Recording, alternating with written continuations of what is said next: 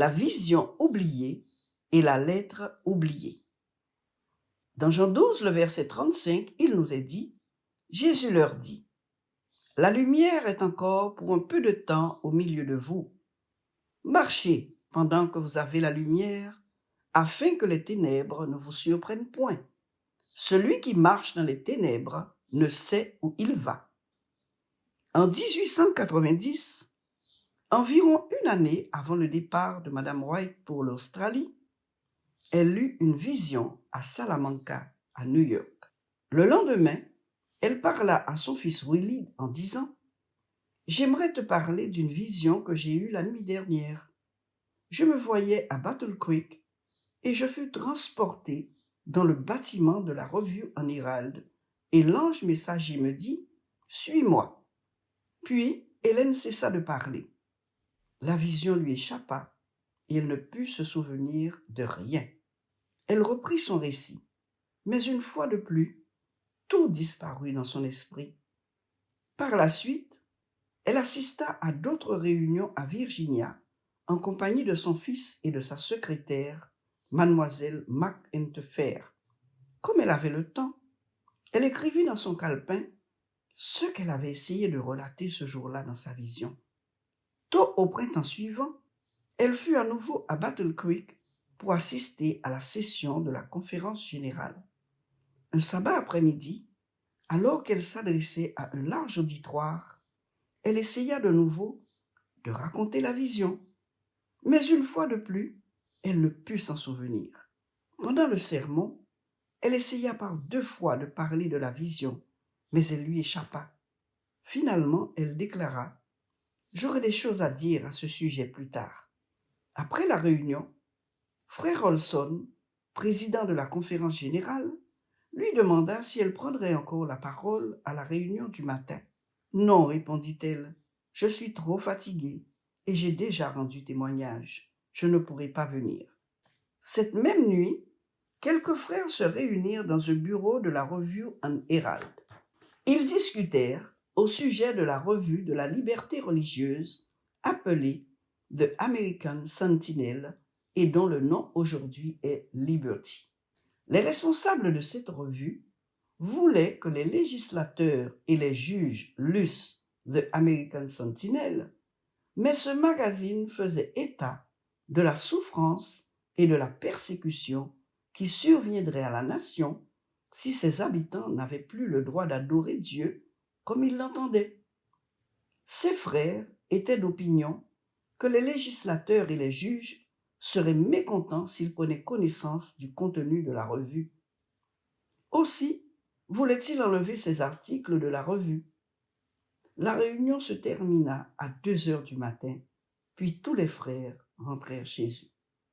À 3h, le Seigneur envoya son ange réveiller Hélène pour lui dire qu'elle devait assister à la réunion du matin et dire aux ouvriers ce qu'elle avait vu à Salamanca.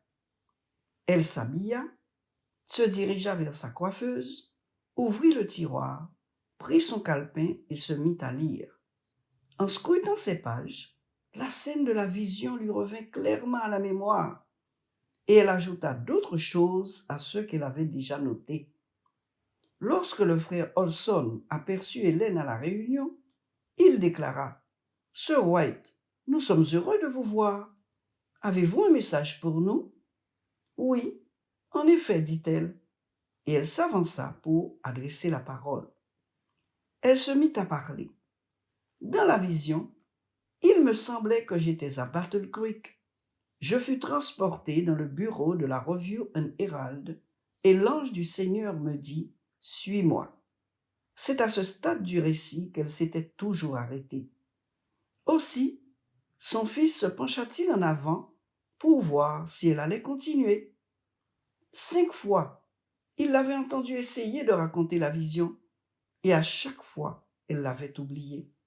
Ellen White dit que l'ange l'avait emmenée dans une chambre où quelques hommes discutaient de certains articles qui avaient paru dans The American Sentinel. Elle dit « Je vis l'un de ces hommes prendre un exemplaire de The American Sentinel et le tenir au-dessus de sa tête et dire « à moins que ces articles sur le sabbat et le retour du Christ ne soient enlevés de ce journal, nous ne pourrons plus l'employer comme organe de l'association pour la liberté religieuse. Hélène parla pendant 1 heure, relatant la réunion qu'elle avait vue en vision. Puis, elle fit part aux membres des instructions que l'ange lui avait communiquées à leur intention, à savoir qu'ils devaient continuer à imprimer les vérités sur le sabbat et le retour de Jésus, comme ils l'avaient fait jusque-là. Après cela, elle s'assit. Alors, un homme qui se tenait au fond de la pièce se mit debout. « J'étais présent à cette réunion hier soir. »« Hier soir » s'exclama Ellen White. « Hier soir ?» Je croyais que cette rencontre avait eu lieu plusieurs mois auparavant lorsqu'elle me fut montrée en vision. « J'étais présent à cette réunion d'hier soir, répéta l'homme, et je suis celui qui a fait cette remarque quant aux articles du journal que je tenais au-dessus de ma tête. Je suis désolé de dire que j'ai eu tort, mais je saisis l'occasion pour me ranger du côté de la vérité, et il s'assit. Bientôt, d'autres membres qui avaient assisté à cette réunion nocturne se levèrent et rendirent un témoignage similaire. Vous voyez maintenant pourquoi il ne fut pas permis à Ellen White de relater la vision plus tôt. Si elle l'avait fait, l'événement n'aurait pas eu lieu. Nous voyons aussi, par là, combien Hélène dépendait du Saint-Esprit, tant en ce qu'il s'agissait de se souvenir de la vision et de la raconter aux autres, ou de l'écrire que de la recevoir. Venons-en maintenant à la lettre oubliée. Vous souvenez-vous de ce joyeux Noël que connurent le frère et la sœur White lorsqu'ils visitèrent les membres d'église de Washington dans le New Hampshire et du baptême de 18 garçons et filles peu après? Parmi les membres de cette église se trouvait un homme du nom de Stephen Smith. Malgré son dénouement heureux, l'histoire de sa vie est une histoire triste. C'était en 1850, 6 ans après qu'un premier groupe de membres à Washington eut pris la décision d'observer le sabbat, que Stephen Smith se joignit aux adventistes du 7e jour. En ce temps-là, Stephen était un fervent défenseur de la tempérance. Il ne soutenait pas non plus l'esclavage. À cause de son énergie à soutenir ces 2 réformes, il souffrit l'injure et la persécution. Et voilà qu'il venait d'accepter une autre vérité impopulaire, le sabbat. Il était très actif sur le plan du travail missionnaire et passait beaucoup de temps à aller de lieu en lieu, enseignant l'importance de garder tous les commandements de Dieu afin de se préparer pour le retour de Jésus. Mais il y avait un aspect du message adventiste que Stephen Smith n'acceptait pas. Apocalypse 15, verset 1 déclare que la dernière Église de Dieu observerait tous les commandements et y posséderait aussi le témoignage de Jésus, qui est l'esprit de prophétie. Mais Stephen ne croyait pas que les visions d'Ellen White fussent d'origine divine. Il disait que Madame White inventait des histoires qu'elle prétendait avoir reçues dans des visions. Le diable n'était pas content du bon travail qui se faisait à Washington. Aussi commença-t-il à semer le trouble. Bientôt, des membres d'église se mettaient à enseigner que Jésus ne reviendrait pas sur terre personnellement, qu'il était déjà venu en esprit et que c'était ainsi que sa deuxième venue s'était réalisée. Stephen Smith avait été un spiritualiste et il tenait encore à certains de ses enseignements spiritualistes concernant le retour de Jésus. Juste 1 année après l'adhésion de Smith à l'église de Washington, une conférence eut lieu dans cette église et le frère et la sœur White y assistèrent.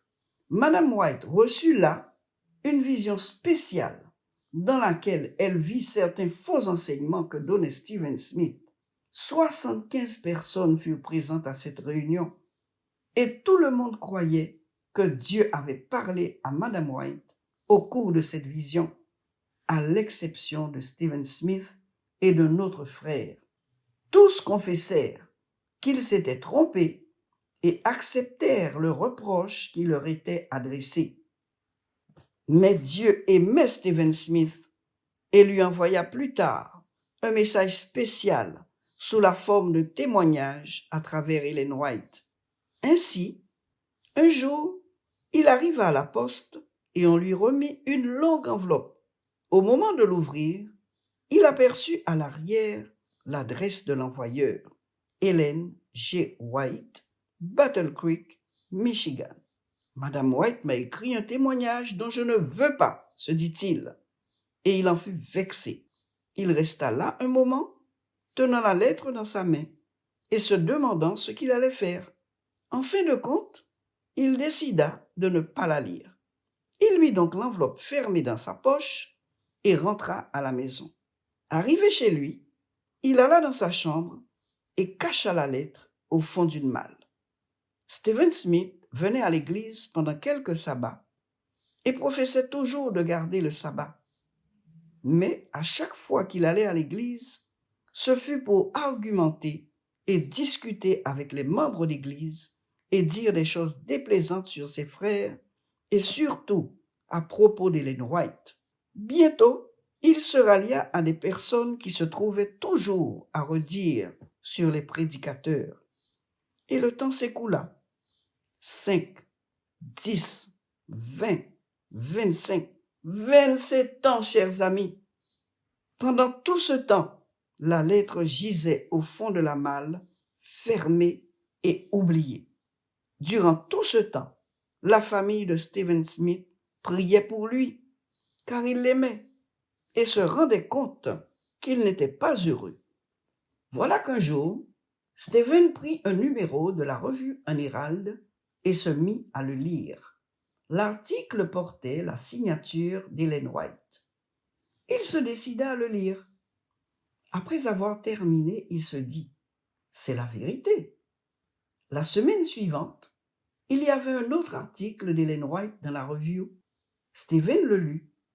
Et chaque semaine, il lisait les articles d'Ellen White et ils commencèrent à changer sa vie. Vers la même époque, frère Eugene Farnsworth, que Stephen Smith avait connu dans son enfance, vint prêcher dans cette ville. Le frère Farnsworth parla des débuts du mouvement adventiste et de sa propagation dans le monde entier, propagation qui n'était que l'accomplissement des prophéties du livre de l'Apocalypse. À la fin de la réunion, Stephen Smith se leva et se mit à parler. Il était maintenant un vieillard aux cheveux blancs et aux épaules courbées. Il dit aux membres d'église qu'il regrettait toutes les méchantes choses qu'il avait dites à leur sujet et les nombreuses années pendant lesquelles il avait été séparé d'eux. Il dit qu'il désirait revenir à l'église et jouir de nouveau de la fraternité des membres. Alors que le frère Farnsworth annonça qu'il allait encore prêcher la semaine suivante, Stephen décida d'être présent le sabbat d'après. Au cours de la semaine, il eut pleinement le temps de réfléchir quant au passé, et le mercredi, il se souvint de la lettre qu'il avait cachée dans la vieille malle. Cela faisait 28 ans maintenant, et pour la première fois de sa vie, il voulait vraiment savoir ce qu'il y avait dans cette lettre. Il chercha dans sa malle et trouva la lettre. Il l'ouvrit et en fit la lecture. Qu'y avait-il dans cette lettre? Un avertissement relatif à l'amertume et à la déception qu'il allait expérimenter s'il ne changeait pas de conduite. C'était un tableau fidèle des 28 années de sa vie qui venaient de s'écouler. Il y avait un appel à la repentance et une promesse que s'il se repentait, il serait pardonné car Dieu l'aimait toujours. Lorsque le frère Farnsworth termina son sermon le sabbat matin, Stephen Smith se leva de nouveau et dit « J'ai reçu un témoignage de Madame White il y a de cela 28 ans. Je l'ai apporté à la maison et je l'ai enfermé dans une malle. Je ne l'avais jamais lu jusqu'au jeudi dernier. Mes frères, chaque mot de ce témoignage est vrai. et je l'accepte. Je suis arrivé à un moment de mon existence où finalement je crois que tous les témoignages viennent de Dieu. Si j'avais fait attention aux témoignages que Dieu m'a envoyés ainsi qu'aux autres, cela aurait changé tout le cours de ma vie et j'aurais été un homme différent. À ma grande tristesse, j'ai trouvé que les visions disaient la vérité et moi, j'étais dans l'erreur. Nous nous réjouissons, chers petits amis, à l'idée que Stephen Smith s'est finalement repenti et a confessé tout le mal qu'il avait fait à lui-même et à ses amis. À partir de ce jour, il a vécu comme un bon chrétien jusqu'à sa mort. Mais combien ce fut absurde de sa part de n'avoir pas ouvert cette lettre 28 ans plus tôt afin de découvrir ce que Dieu voulait lui dire. Que de peines et de tristesses il aurait pu épargner à lui-même et aux autres s'il avait lu et fait attention à cet avertissement. Se peut-il que nous soyons en train de commettre aujourd'hui la même erreur que Stephen Smith? En ces derniers jours, Dieu a transmis beaucoup de messages dans les témoignages et dans les livres de la série La tragédie des siècles. Ces messages ont été écrits pour notre instruction. Mais sommes-nous plus sages que le vieux Stephen Smith si nous gardons ces livres fermés sur nos rayons? Si nous lisons et étudions ces livres et la Bible, ils nous aideront à devenir de meilleurs chrétiens et à participer à la victoire finale avec Jésus.